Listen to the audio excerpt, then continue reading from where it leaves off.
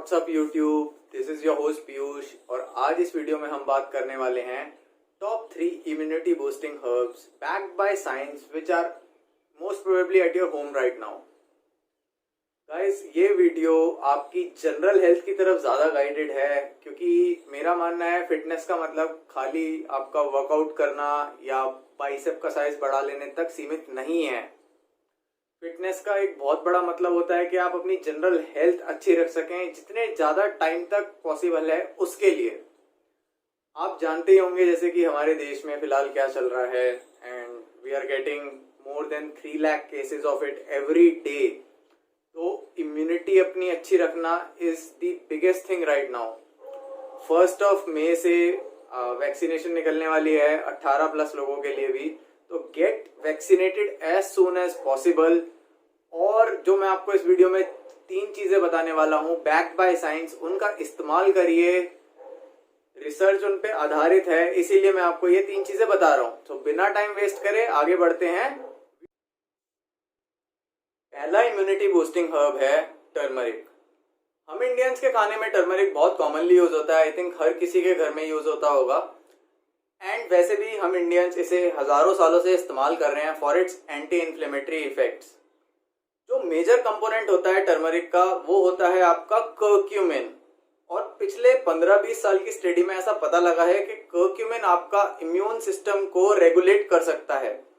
मैं आपको दिखाना चाहूंगा एक study journal of research immunology में से, जो आपको ये बता रही है कि curcumin can be an immunomodulatory agent and can modulate the activation of immune cells. B cells, T cells, natural killer cells, ये जितने भी immune cells होते हैं इनकी एक्टिवेशन को मॉड्यूलेट कर सकता है आपका कर्क्यूमिन, और डाउन रेगुलेट करता है आपके प्रो इन्फ्लेमेटरी साइटोकाइंस को। इसके अलावा भी अपनी इम्यून बूस्टिंग कैपेबिलिटीज की वजह से टर्मरिक और भी बीमारियों में यूज होता है, लाइक अर्थराइटिस, आपका heart problems, asthma etcetera. And अगर आप टर्मरिक अपने खाने में यूज नहीं कर रहे हैं तो यूज करिए। It is backed by science that it has immune boosting capabilities. Immunity boost करने के लिए दूसरा हर्ब जो मैं बताने जा रहा हूं वो है ब्लैक क्यूमिन सीड्स, जिन्हें कलौंजी भी कहा जाता है। गाइस, एशिया में ये सीड्स बहुत कॉमनली यूज होते हैं और लोग इन्हें योगर्ट में, सैलेड के ऊपर डाल के जनरली खाते हैं। ब्लैक क्यूमिन सीड्स या ब्लैक सीड ऑयल का एक्टिव इंग्रेडिएंट और मेजर कंपोनेंट है वो है थाइमोक्विनोन। थाइमोक्विनोन बहुत सारी स्टडीज में पाया गया है कि इसके ह्यूमन हेल्थ पे बहुत पॉजिटिव इफेक्ट्स होते हैं। ये एक एंटी इन्फ्लेमेटरी एजेंट है, इसके एंटी कैंसर इफेक्ट्स भी होते हैं, और ये एक पोटेंट एंटीऑक्सीडेंट है। तो ब्लैक क्यूमिन सीड्स अपने एक्टिव इंग्रेडिएंट की वजह से स्टडीज में ये भी पाया गया है कि इनका सांस से रिलेटेड जो बीमारियां होती हैं ये उसके लिए बहुत यूजफुल होते हैं। और थाइमोक्विनोन आपका जो इसका एक्टिव इंग्रेडिएंट है वो इम्यून सिस्टम को मॉड्यूलेट कर सकता है और इनहिबिट करता है साइटोकाइंस को।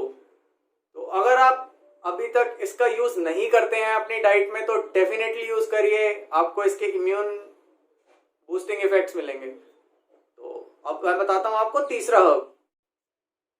इम्यूनिटी बूस्ट करने के लिए तीसरा हर्ब जो मैं आपको बताने जा रहा हूं वो है गार्लिक। गार्लिक एक्सटेंसिवली यूज होता है I think throughout the world in food preparations, और बहुत से हमारे इंडियन खाने are just incomplete without it. Garlic का active ingredient, biologically active ingredient है allicin, which has antimicrobial activity. अब मैं आपके सामने एक स्टडी रखना चाहूंगा जो कि आपको बता रही है कि garlic is an effective preventive measure against कोविड-19। और जो गार्लिक कंपाउंड्स होते हैं वो हेल्प करते हैं प्रो इन्फ्लेमेटरी साइटोकाइंस को डिक्रीज करने में, और आपके जो इम्यूनोलॉजिकल एबनॉर्मेलिटीज होती हैं उनको वापस एक्सेप्टेबल लेवल तक लाने में हेल्पफुल होते हैं। तो अगर इन केस आप गार्लिक को अवॉइड करते हैं उसके डिस्टिंक्ट अरोमा की वजह से, तो ऐसा मत करिए। इसे डेफिनेटली अपने खाने में इंक्लूड करिए।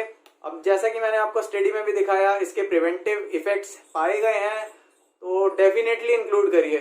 तो अगर आपको आज की ये वीडियो अच्छी लगी हो तो इसे लाइक कर दीजिएगा, चैनल को सब्सक्राइब कर लीजिएगा। And that is all that I had for today. See you next time.